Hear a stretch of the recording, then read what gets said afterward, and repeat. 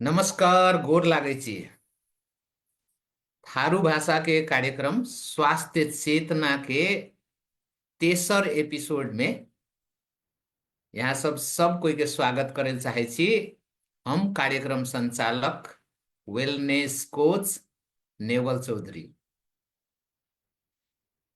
ई स्वास्थ्य चेतना कार्यक्रम शुक्र के भोर का समय 8 सवा 8 बजे से 9 बजे तक थारू भाषा में ई थारू भाषा मैथिली भाषा बुझे वाला कम्युनिटी में स्वास्थ्य चेतना के बारे में विशेष रिसर्च के जानकारी सब रिसर्च में आधारित रहला प्रमाणित स्वस्थ रहे के लिए निरोगी के उपाय सब डॉक्टर एक्सपर्ट मार्फत राखे के उद्देश्य से ये कार्यक्रम शुरुआत कर रहल छी।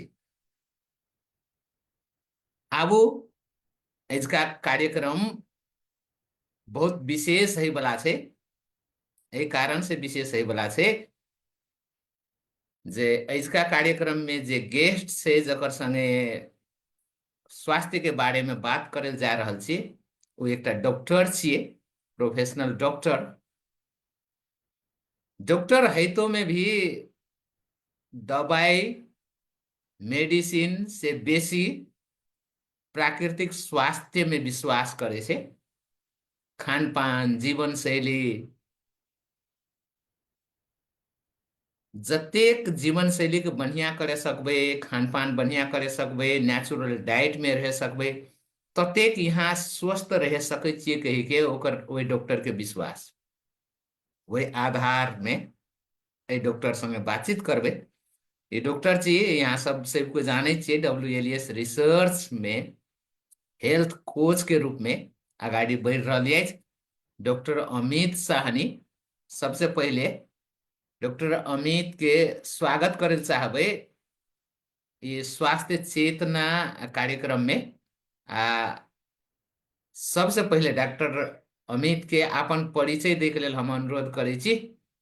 ये कार्यक्रम के इसका कार्यक्रम स्पेशली हम यहाँ सबके रखियो दे छी एनिमा। एनिमा के बारे में यहाँ सब सुनने छी कि नहीं सुनने छी, एनिमा के बारे में विशेष बातचीत करब। आउ सबसे पहले डॉक्टर अमित के परिचय लेल चाहे छी। डॉक्टर अमित के अपन परिचय देख लेल अनुरोध कर छी। डॉक्टर साहब एकदमै यहाँ सब एनिमा के बारे में एक कार्यक्रम में बातचीत करे वाला छी। तो यहाँ सब कत से छिए, कोनो प्रश्न जिज्ञासा हैत सेहो सब राखबै। आ लागे जे ई कार्यक्रम से यहाँ के फायदा भै रहल से, हमर यहाँ के समुदाय के लोग सब के फायदा हेते, तो ए वीडियो के शेयर करे ले नहीं बिसरबे। WLS रिसर्च पेज में और बहुत रा कार्यक्रम सब लाइव एबे करे छी। जना से बुध के हम शिक्षा शिव कार्यक्रम लेके आवे छी बहुत आगाड़ी से, वो नेपाली भाषा में। अंग्रेजी भाषा में बच्चा सब शनि दिन रवि दिन सांझ के 7 बजे से 8 बजे तक चैटसार कार्यक्रम आ चेंज कार्यक्रम लेके आबैए, जानते छिए। तहिना शुक्र के भोरका समय में हम डॉक्टर अथवा WLS रिसर्च के team, life coach Sushil sir, हम लोग के सलाह कहने चाहिए जे स्वास्थ्य के बारे में बातचीत करी, थारू भाषा में बातचीत करी। तो आबू स्वागत करे चाहे छी इसका गेस्ट डॉक्टर अमित के। सबसे पहले डॉक्टर अमित के अपन परिचय रख दे कही छी। डॉक्टर साहब स्वागत है थारू भाषा के कार्यक्रम स्वास्थ्य चेतना में। धन्यवाद आई के कार्यक्रम संचालक नवल सर के। हम doctor Amit Sahni, consultant homeopathic physician, साथ ही डाइट एंड न्यूट्रिशन एक्सपर्ट और नेचुरल डाइटिशियन। विगत लंबा समय से प्राकृतिक चिकित्सा में अध्ययन करते, एक रिसर्च सबके आगे बढ़ाते हम एक कंसल्टेंट होम्योपैथिक फिजिशियन होला के बावजूद जब हमरा पता चलले कि ई आहार विहार प्राकृतिक उपाय सब जीवन में बहुत जरूरी है, वही टाइम से इस क्षेत्र में हम लागल छे। और प्रकृति एते सुंदर है कि एकर प्रयोग बिना हम कोनो भी बीमार आदमी के स्वस्थ नहीं बना सके छी, और कोनो भी स्वस्थ आदमी के स्वस्थ नहीं रख सके छी।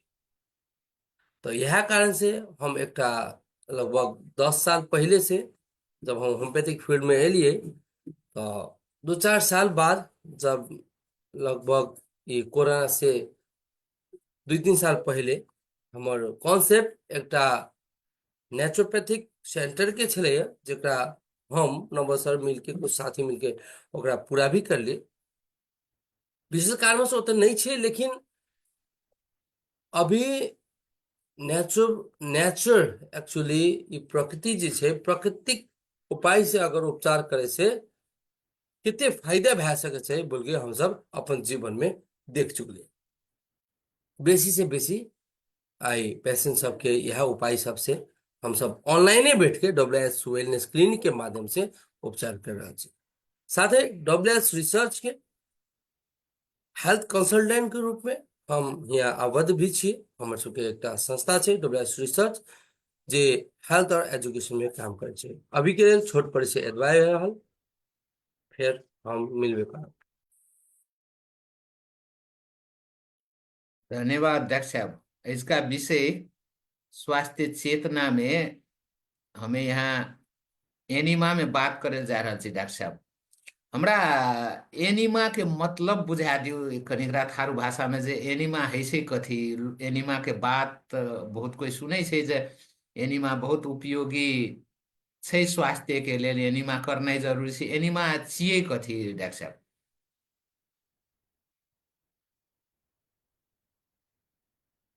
एकदमै धन्यवाद कार्यक्रम संचालक। ये एनेमा के बात करबे तो एनेमा सही में अगर आप बुझे चाहे छे तो एनेमा मतलब इंजेक्ट, सेंड इन। और ये एक प्राकृतिक तरीका छे जोन में विशेष गर्म पानी के, सूक्ष्म मनतातो पानी के दिशा घर के माध्यम से शरीर में इंजेक्ट करल जाए छे। और ये शुरू के अवस्था में एकरा कब्जियत के ठीक करे के लेल प्रयोग करल गेल छले। लेकिन ये एते फायदामंद निकले कि जे अपन जे कोलन होय छे, आंद्रा होय छे, ये सब के पूरे सफा करे के माध्यम बन गए।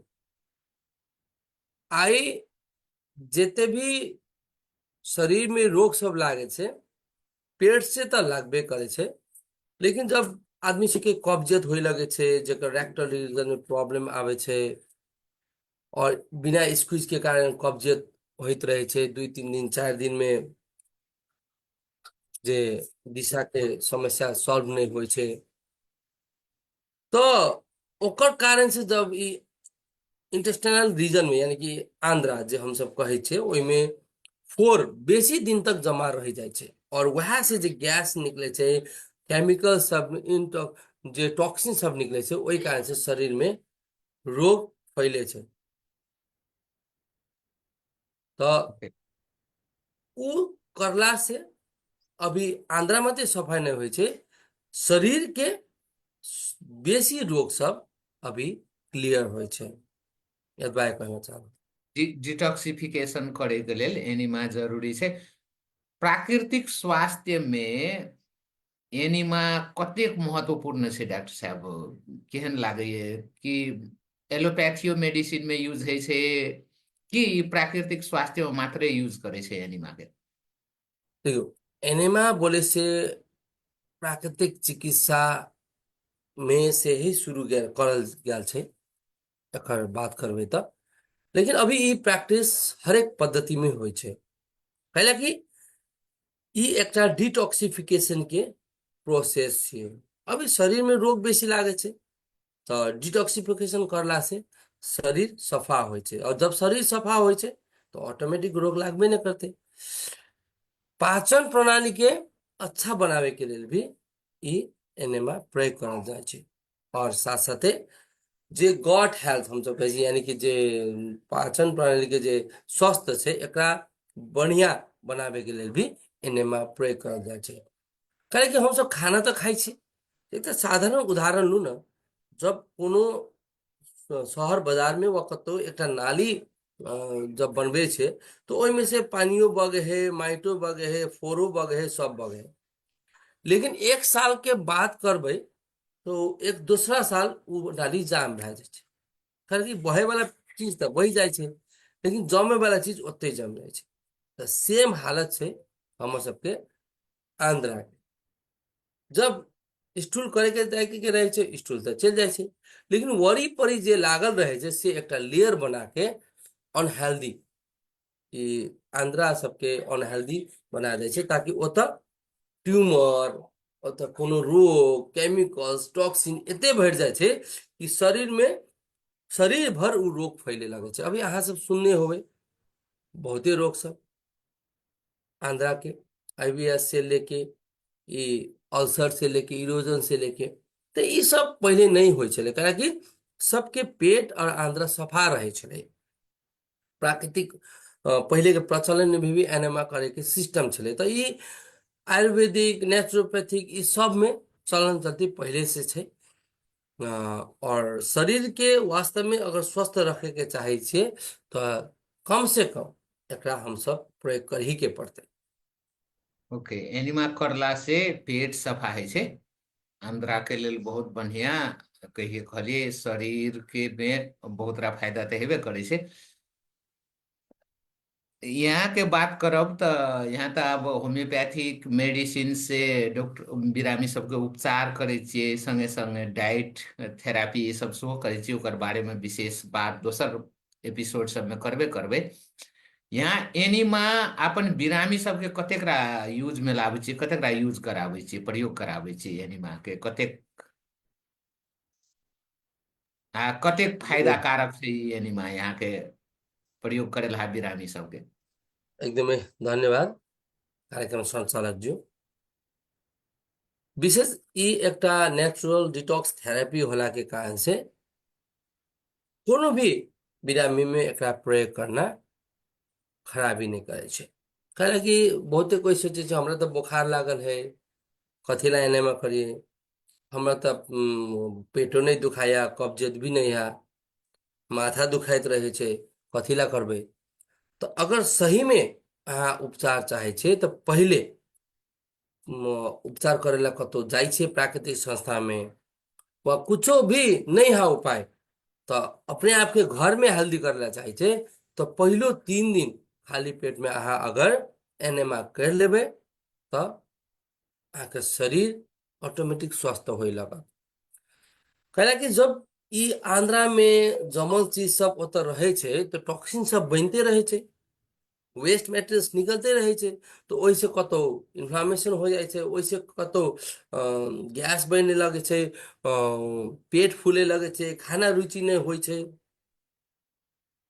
तो वही कारण से ई बिरामी में अगर जेकरा विशेष करके पुराना कब्जियत छै, सब दिन अपच रहे छै, तो ओहन बिरामी सब में ई बहुत जरूरी छै।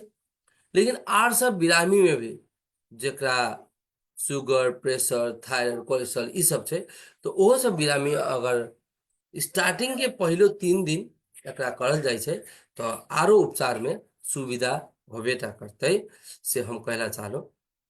लेकिन अगर अहाँ बात करे छे कि ई खाली बिरामी मतलब यूज करल जेते कि स्वस्थ आदमी में भी, तो ई दुनू में उपयोग कर सके छियै। जेना तभी हम उदाहरण देलू कि एकटा नाली में जब बहते रहे छै फोड़ सब, पानी सब, तो 1 साल 6 महीना 3 महीना में वो भर जाइ छै, जाम भ जाइ छै। साफ करे के पड़े छै ई सिटी के डेवलपमेंट वाला सबके।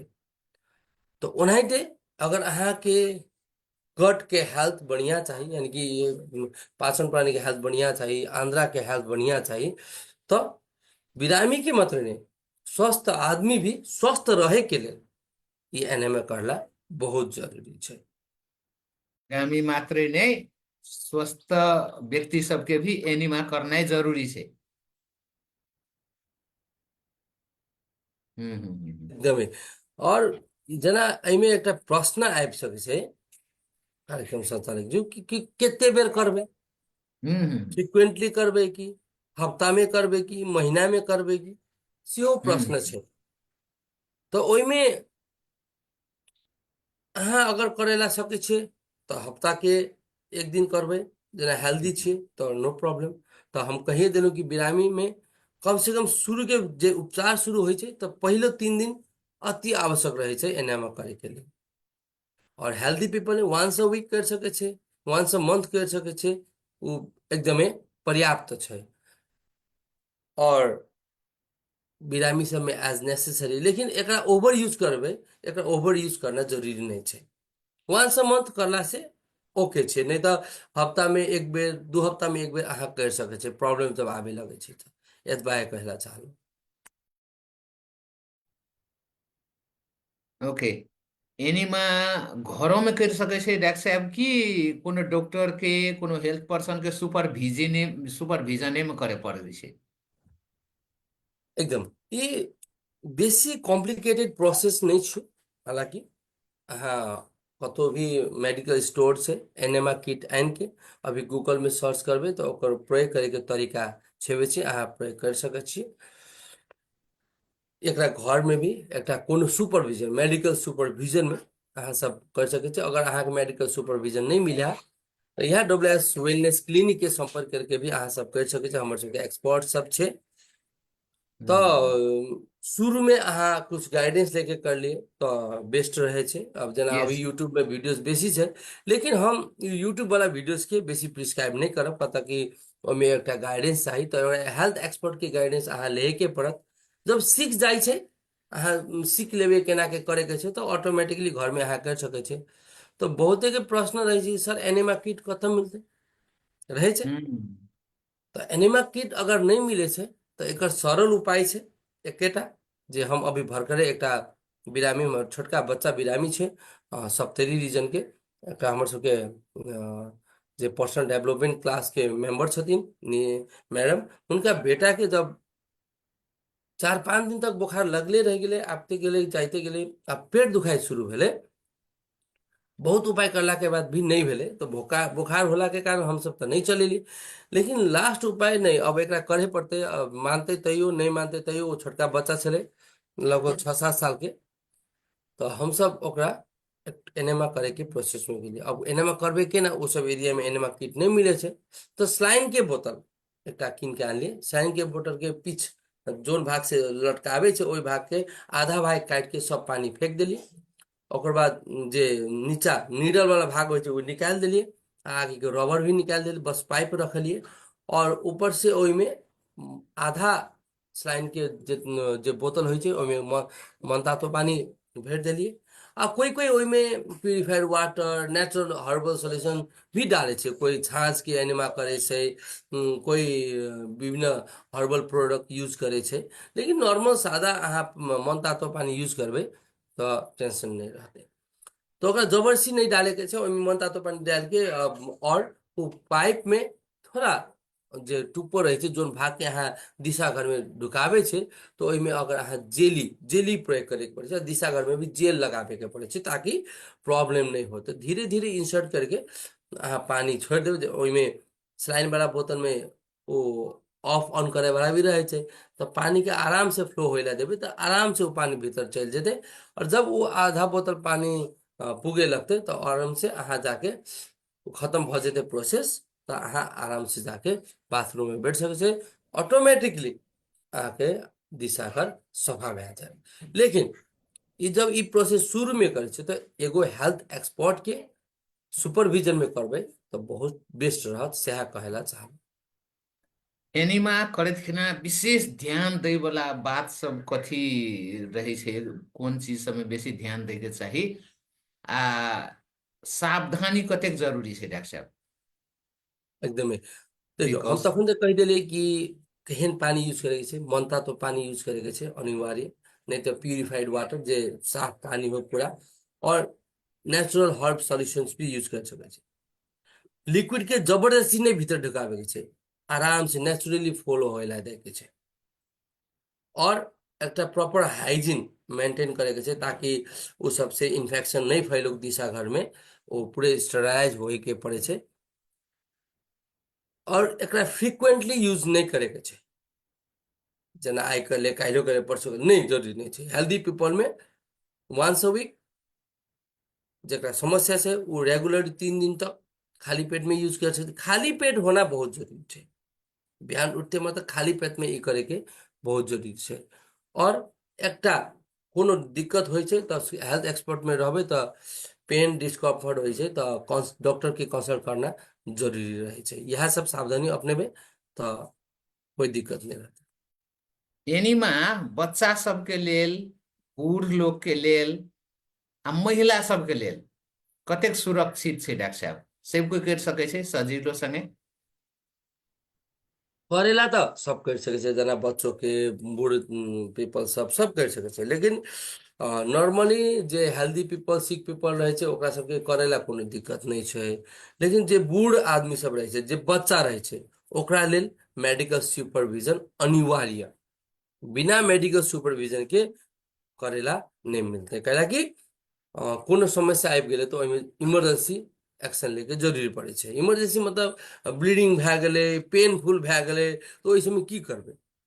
तो ओहिमे मेडिकल सुपरविजन आवश्यक छै। और प्रेग्नेंट लेडी सबके छै डॉक्टर के कंसल्टेशन वो एनएमएल से जरूरी है। हालांकि वो हम सब प्रयोग नहीं करे छे प्रेग्नेंट में, कोई भी कंडीशन में भी अगर इमरजेंसी के अलावा प्रेग्नेंट लेडीज में एनएमएल नहीं करल जाए छे, वा कोनो भी चीज उपाय औषधि सब प्रयोग नहीं करल जाए छे, कोनो ट्रीटमेंट नहीं करल जाए छे। लेकिन इमरजेंसी रहे छे तो डॉक्टर के कंसल्टेशन के बादे वो करल जाए छे। यहाँ के सलाह की रहे छै, विशेष करके स्वस्थ लोग सब के स्वस्थ रहे के लेल एनिमा नियमित रूप से, चाहे हफ्ता में चाहे महीना में करे के चाही, जरूरी छै?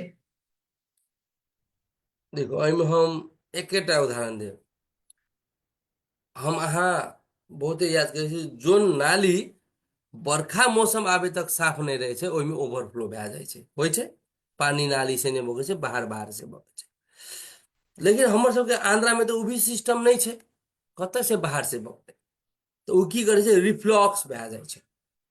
जब रास्ता क्लियर नहीं रहे छै तो नीचा आंध्रा से ऊपर आंध्रा में बैठे छै, पेट में आके गैस सब बन जाइ छै, बैठे छै, अपच होय लगे छै, ढार ढोकार बेसी आवे लगे छै।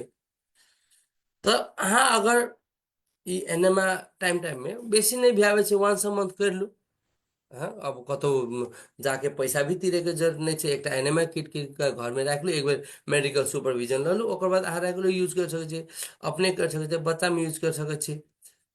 और साथ साथे ई करे से की होइ छै से जाने के पड़े। एक तो डिटॉक्सिफिकेशन शरीर के भ जाइ छै, डाइजेस्टिव प्रॉब्लम रिलीफ भए जाइ छै, गॉट हेल्थ मेंटेन होइ छै। और फ्यूचर में आवे वाला जितने भी क्रोनिक डिजीज सब जे आवे छै, ई सब यह गॉट, पुअर गॉट प्रॉब्लम के कारण आवे छै। तो वो होय के चांस बहुत कम होइ छै, नहीं के बराबर होइ छै। तो अहाँ के विचार करे पड़ल कि ई करे के छै कि नहीं करे के छै। अहाँ कम खेबै, कम अहाँके वेस्टेज आयत, लेकिन खाइ लए तऽ अहाँ छोड़बे नहीं। दिन में 2 बेर 3 बेर 4 बेर खाइते रहे छी। लेकिन जब तक अहाँ उ पाइप के सफा नहीं करबे, तब तक अहाँके कोनो भी हेल्थ प्रॉब्लम ठीक होय वाला नहीं छै। दवाई खाइते रहबै, उपचार करते रहबै, बुखार आबते रहत, पेट दुखते रहत, आ टेस्ट सब ढेरी ढेरी टेस्ट, इंडोस्कोपी, कोलोस्कोपी, वीडियो एक्स करते रहबै। लेकिन जब अहाँके रास्ते क्लियर नहीं है तो केना अहाँ हेल्दी रहबै? तो वह कारण से अगर सही में बात करबै तो ई हेल्दी होय के लेल, रहे के लेल एनेमा अति आवश्यक छै। नेचुरल ट्रीटमेंट नहीं, सॉफ्ट ट्रीटमेंट में जरूरी छै।